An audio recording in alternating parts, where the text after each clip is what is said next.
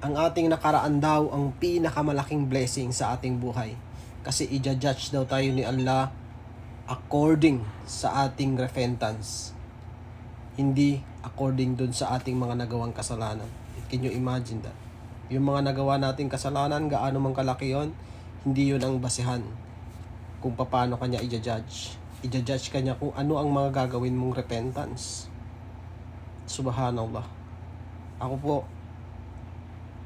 napaka feeling ko, napaka swerte ko na nakilala ko ang Islam.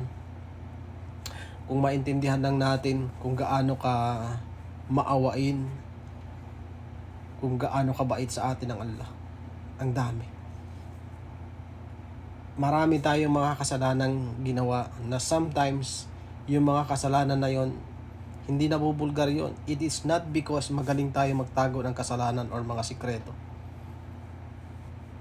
Si Allah, ang Diyos ang nagtago nun. Inalagaan niya yung ating kahihiyan, yung mga ating mga nagawang kahihiyan. Inalagaan niya, hindi niya na ipinapaalam sa tao.